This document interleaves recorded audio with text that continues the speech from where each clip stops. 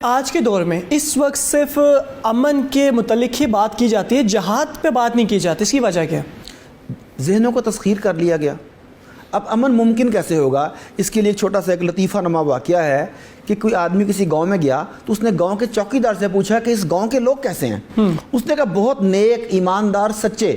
مجھے کہتا ہے 6 سال ہو گئے ہیں یہاں پر، کبھی کوئی چوری نہیں ہوئی، کبھی کوئی جھگڑا نہیں ہوا، اتنے اچھے لوگ ہیں۔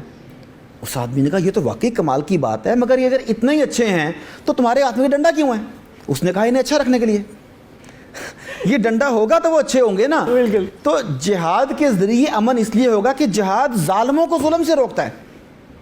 بالکل، جہاد تبھی کیا جاتا ہے جب کہ ظلم ہو رہا ہو، اس ظلم کو روکنے کے لیے، ناجائز قبضہ ہو اس قبضے کو اٹھانے کے لیے، خواتین پر ظلم ہو رہا ہے اس ظلم کو روکنے کے لیے، وراثت میں حق نہیں دیا جا رہا اس حق کو روکنے کے لیے۔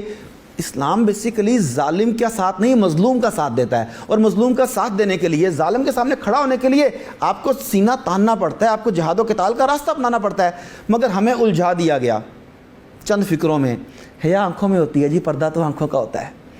ہمیں بتایا گیا، جو بھی آپ نے کہا کہ اسلام امن کا دین ہے، اب امن کیسے قائم ہوگا اس کی بات نہیں کی گئی۔ ہمیں یہ تو بتایا گیا کہ رسول پاک صلی اللہ علیہ وسلم کتنے دن اچھی کھانا نہیں کھاتے تھے، ان کے کپڑے کیسے تھے، مگر یہ نہیں بتاتے کہ ان کے پاس تلواریں 9 تھیں، یہ نہیں بتاتے بچیاں 5 تھیں، یہ نہیں بتاتے جنگی گھوڑے کتنے تھے۔ جو بتانے والی باتیں ہیں وہ جان بوجھ کے ہمارے سلیبس سے نکالی گئیں، مسجد کے ممبر و محراب سے نکالی گئیں تاکہ ہم اپنی اصل کو نہ پہچان سکیں۔ اب اگر مسجد کے ممبر و محراب یہ نہیں کر رہے، اب اگر اسکول و کالج یہ نہیں کر رہے، تو بطور پیرنٹس یہ میری اور آپ کی ذمہ داری ہے کہ ہم اپنے بچوں کو اسلام کی اصل روح سے، اصل اسپرٹ سے آگاہ کریں، ورنہ سر اٹھا کر نہیں جی سکیں گے۔ اگر کسی مسلمان کے سامنے اسلاموفوبیا کا عمل ہوتا ہے تو اس کو کس طرح کا رد عمل دینا چاہیے؟ دیکھیں یہ تو سچویشن کے مطابق ہے۔ کچھ جگہ پر ایسا ہے کہ آپ اپنے اخلاق سے انہیں بن کر لیتے ہیں، کچھ جگہ پر ہے کہ دوسرے نے زیادتی بھی کی مگر آپ اس زیادتی کو اگنور کر کے گریٹر کاز کے لیے، بڑے مقصد کے لیے اسے اگنور کر کے اس سے پھر زیادہ بھلائی کا معاملہ کرتے ہیں۔ آپ کو پتہ ہے زکوٰۃ خیرات کے جو مصارف ہے ان میں سے تالیف قلوب کا بھی ہے کہ لوگوں کی تالیف قلوب کے لیے بھی پیسہ خرچ کرو، تو انہیں آپ بعض اوقات اپنی طرف کنورٹ کر سکتے ہیں۔ کچھ سچویشن ایسی ہوتی ہے، کچھ سچویشن ایسی ہوتی ہے جہاں بچوں کی، عورتوں کی زندگیاں خطرے میں ہیں اور آپ اس وقت راست اقدام کی ضرورت ہے، فوری طور پر ظالم کا ہاتھ کاٹنے کی ضرورت ہے۔ You should stand for that. دیکھیں عائشہ صدیقہ رضی اللہ تعالیٰ عنہ سے کسی نے پوچھا کہ رسول پاک کے اخلاق کیا تھے، انہوں نے کہا وہ مجسم قرآن تھے۔ بالکل۔ اب اگر یہ اخلاق ہیں کہ رسول پاک مجسم قرآن تھے تو قرآن پاک میں ہی ہاتھ کاٹنے کا بھی ہے، ایسا ہی قرآن پاک میں ہی کوڑوں کا بھی ہے، بالکل، قرآن پاک میں ہی معاف کر دینے کا بھی ہے۔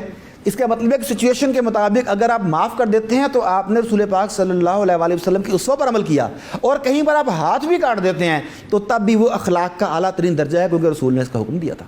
بٹ اگر یہاں پہ ہاتھ کاٹنے کی بات کی جائے تو دہشت گرد قرار دے دیا جاتا ہے، جبکہ اگر آپ معاف کرنے کی بات کرتے ہیں تو آپ کو امن پسند کہتے ہیں۔ اچھا یہ بھی ایک بڑی مزے کی بات ہے کہ ہمارا جو لبرل طبقہ ہے، جو سیکولر طبقہ ہے، وہ اس طرح کے ٹاک شوز میں بیٹھ کے کہتا ہے ہمیں طالبان کا اسلام نہیں چاہیے۔ بھائی مجھے بھی نہیں چاہیے، مجھے بھی طالبان کا اسلام نہیں چاہیے، آپ کو بھی نہیں چاہیے۔ سوال ہے کہ کیا آپ کو محمد عربی صلی اللہ علیہ وسلم کا اسلام چاہیے؟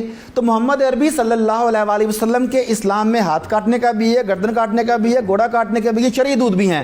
تو میں طالبان کے اسلام کی بات نہیں کرتا، میں آپ کے اپنے اسلام کی بات نہیں کرتا۔ آئیے بات کرتے ہیں محمد عربی صلی اللہ علیہ وسلم کے اسلام کی۔ اس پر آ جائیں، آنے کو تیار نہیں۔